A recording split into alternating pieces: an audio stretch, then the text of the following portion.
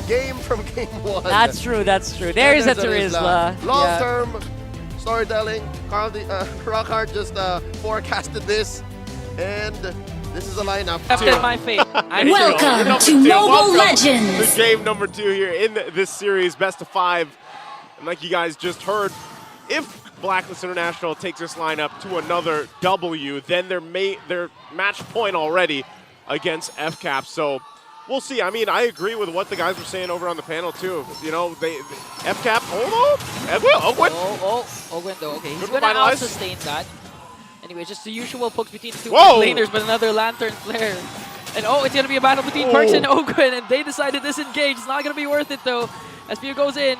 Okay, will he be able to catch Haji though? Now he's going to pick up Few. Okay, now it's a TKO. 2 TKOs for our 2 mid laners, and it's a matter of who's going to clear out the mid lane first. Ogwen is still there, by the way. He's okay. Now he's got the level 2. I love this when games are like this. When in the early portion, like, you're literally limit testing each other, and that's exactly what happened in the mid lane. This happened in the previous game too, but Blacklist International came out way ahead of those early skirmishes. So for FCAP, you know, if they can get some of these early kills, that'd be great for the lineup they brought to this table. And part of that, again, is what Rockhart said. Like, they have to play around the death box. By the death box means the real-world manipulation from Few. They want to fight into that. If they can lock people down with a penalty zone and then follow through with that, Zaman Force is there, then there's so much fighting potential and power with FCAP's lineup. The problem is, again, lane to lane, you know, they're going to struggle for a little bit right now. They're trying to make a play up top. Okay. They're going to go for Flaptizi. Flaptizi uses Flicker. Body of Smith, though, will save him. Quite tanky here as Perks goes in with a quick sand guard. Ogwen is now here.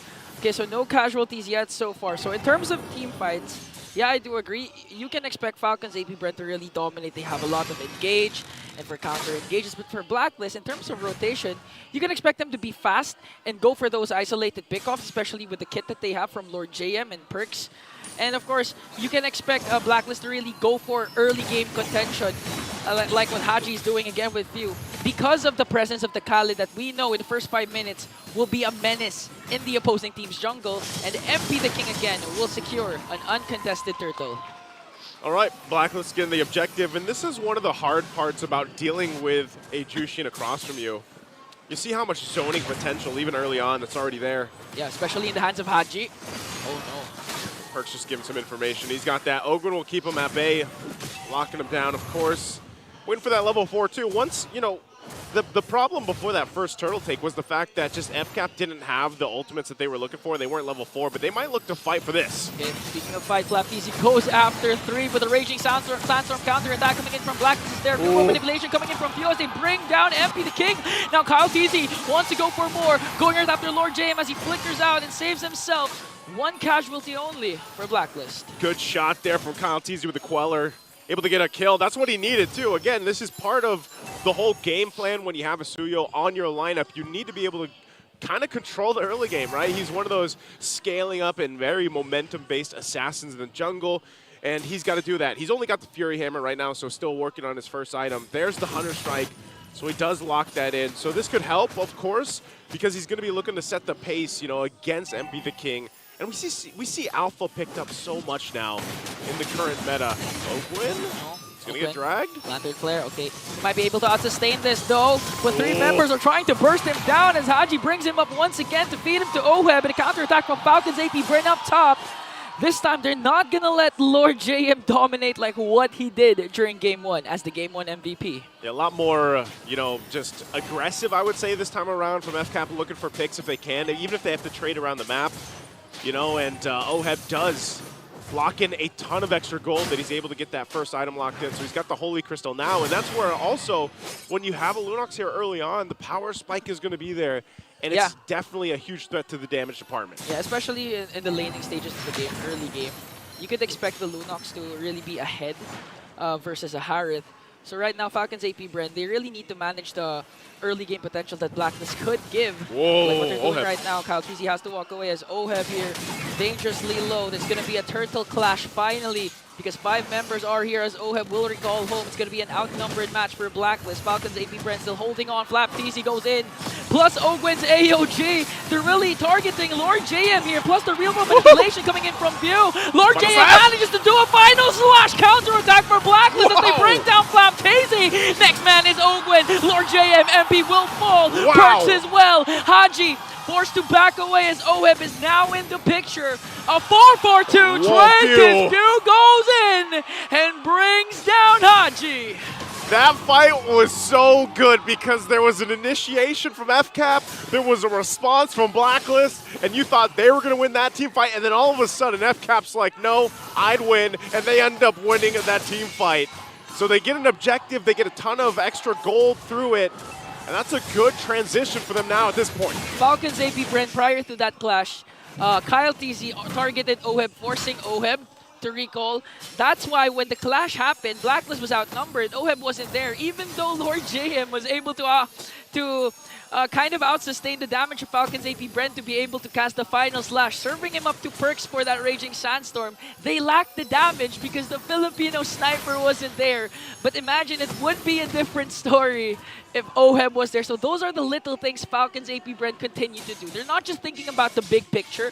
Even though they have huge ultimates, they're thinking about the things that they need to do before they go in for the clash, like what Blacklist is doing right now. Kyle TZ goes in for the second kill and will be taken down by 3 members as Lord JM survives. I'm surprised he was able to get away, you know, with that, but good response. There's got to be something for Blacklist International to do after, you know, that build is building up here for FCAP in the lead, in terms of the lead. And so if they can find some of these wins across the map or whatever they can find, even if it's just objectively some of the turrets, get some space to work around, OHEB could be in trouble. Oh, OHEB's in trouble. Okay, he has the order in Brilliance, with Owen trying to chase after him as Perks forced needs to hit Raging Sandstorm to save the Filipino sniper. Kyle TC picking up a Blade of Heptases this time. So in terms of damage, you can expect Kyle TC to be more aggressive now. I believe the first item he picked up was a Hunter Strike, right? Yeah, here. First, Okay. yeah, now he's got the Blade. Okay. He's got the Blade of Heptases now, second item locked in. And, you know, that's what's surprising. I know by this time a lot of people have seen the Suyo games. That second skill, man, that Soul Sever hurts. So now that he locked in, you know, this Blade of Heptases too, depending on how he approaches some of these fights. Hold on. Oh, Perks forced to use that flicker. Now he only has the Raging Sandstorm. He doesn't have the Raging Sandstorm yet. Has used the quick Sand Guard. Falcons APBREN making quick work of the second turtle, not giving a chance for MP the King anymore. And I think Perks wants to go in for the clash. Okay, Falcons APBREN redirecting their attention to MP the King. Will they be able to find him? Okay, they're just going to clear out the minions up top. All right, so they got that. Right now at this point, FCAP comfortably ahead. They got a lead. They're building up on it. So for Blacklist International, we have to look at what's coming up here. That's that Lord fight. Because if they don't actually have a fight before then they've got enough time to go ahead and get to where they need to be. Part of that is, again, OHEB. He does Okay, Haji used the flicker to walk away. Ogwen will miss the AOG. It's going to be a matter of setup. So Blacklist continue to engage. They have 4 members up against 4 as well. Haji goes in for the recall. And okay, so the thing is, for Falcons APBREN, they got what they wanted, an early game start. And if you have a Suyo in your team and you got the early game, chances are you're winning the game because of the fact that you can get neutral objectives a huge advantage solely because of your second skill and retribution combination. We've been talking about this yesterday. So at this point, if Falcons APBREN continue to dominate, play it safe, play it disciplined enough, that they don't even need to go for those over-aggressive plays. The only thing that could beat Falcons APBREN right now is if they make a really, you know, aggressive play that Blacklist manages to turn it around. And if we're going to talk about turning things around for Blacklist International, it's all the itemization, right? The fact that they're down a few thousand gold, they can go ahead and try to catch up the best they can. It's good. Glowing Wand, Holy Crystal, and OHEB. He's going to be a big part of the damage profile later on. The biggest thing, though, too, is, again, counter-playing into the real-world manipulation that FCAP's going to be looking to set up. We've seen him do it multiple times now at this point. And so for Blacklist International, this is crucial because realistically, all this comes down to these objective fights. The Lord that's going to be up here in just a second. And even if they have a great initiation, they still got to withstand, you know, fighting into that box or possibly escaping it once it's set up and then re-engaging. That might be the best course of action here for Blacklist. So Lord is up. You can already see it. They're getting set up here. Interesting there. Sky Piercer is going to be picked up by Haji on this Jushin. So they set up for around the space around the Lord here. FCAP, what's Blacklist going to do? What are they going to look for here to deal with this? They do push him off a little bit. Kyle TZ trying to join this part of the map. Oh, a catch for Lord JM, serving it up to the Raging Sandstorm of Perks as they bring down Bio and Owen. Flap TZ forced to use the penalty zone to go in right after 3. Order and Brilliant coming in from OHEV as they bring down Flap TZ as well. But they're going to counterattack with a kill onto MP the King. So there's no jungler for Blacklist. Falcons APBREN lost 3, but they have Kyle TZ. What's the play here for both of these teams? Well, the play right now, I mean, you're down 1-2. Kyle TZ will go ahead and bring up the Lord, though. MP is down for another 15, so there's no Lord going to be taken. It's too quick of a death timer, but you saw that little window of hope. Hold on, Kyle. Hey, they go in right after Kyle TZ commits the final slash, but he's able to escape. The mobility of the Suyu is just unmatched as AOG casted by Ogwin to bring down Perks, and now the advantage is on to Falcons APBREN. What an escape from Kyle TZ. I didn't think he would actually be able to get out. Even with the mobility of Asuyo, that was still a great escape. And now this is probably going to give them a chance at taking this Lord here. The fact that Perks is down unless MP wants to go in and contest this. Can take a lot of miracle for MP the King as he's getting zoned out by the 2 tankiest heroes of Falcons APBREN. Soft reset for the Lord is trying to go for Lord JM. He's going to fall down in the hands of Super Marco. In exchange for Ogwin, though, it's going to be a 4-on-4. A hard reset on the Lord as Haji goes in with the Crimson Beacon, plus the Lantern Flare going to be taken down by Kyle TZ. As Perks, though, trying to zone out Few. A 2-for-1 trade in favor of Falcons APBREN. This is definitely their Lord here. There's nothing that Perks can really do. MP's just going to go grab his orange. FCAP definitely playing different than what we saw in Game 1. I don't think they liked that. They didn't like that score from Game 1, and they came out ready to play for Game 2. Quick adjustments, and that's going to be the Lord now finally secured for FCAP. And now Blacklist will have to be on the defense here. Even when you look at it, man, like despite the difference in gold and everything else, like OHEB, luckily he hasn't gone down, but you know, they still have to fight into setup potential. They're going to be on the defense in the base. Yeah. They can go ahead, utilize the amount of utility they have. Blacklist has a ton of utility, even if they go ahead and just try to clear the waves and not really fight this one, but just try to withstand it. But it looks like they have something else up their sleeve. Yeah, actually, whoa. Flap TZ goes in right after 5 flickers out. Whoa! A bit too deep there for the finals MVP of M5. And now the Falcons APBREN, they do still have the lead, 3.7k. They still have the Lord. And okay, this is what I was pertaining to. It's hard to go up against Asuyu if they dominate the early game. But if Falcons APBREN continue to make these kinds of risky plays and Blacklist punishes them, Blacklist again can still defend and continue to extend the game and might even win game number 2 as they work on the Lord up top. Man, I don't know. With that just last play of Flap going down, I don't know if they're even going to get to the base turrets with this unless Blacklist is actually able to keep them completely off it. Right now, it looks like that wave's still pushing in top. FCAP's going to go ahead and take their time with this too. So still respecting the fact that, you know, Blacklist has that capability of being able to fight and win some of these fights even. And MP the King picks up a Radiant Armor. He's going to get a little more tanky. He's got to be, because he and Lord JM are going to be looking to fight the front side most of these fights. And then Perks, you know, if he can get a great Raging Sandstorm off, then that will set them up for the fight. OHEB now, though, too, getting another item locked in here. Got the wings, but FCAP, they'll get the tier 2s. Still, that mid turret is up, tier 2 and mid turret, but I think they're happy with that. Again, the first Lord, they'll get in position in about a minute here. But I think even if Blacklist can find a pick off, this is going to give them a huge chance to take the next objective, swing things in their favor. This 4K lead right now doesn't mean too much, because when you're looking at the way these team fights are going, Blacklist is still in a good position.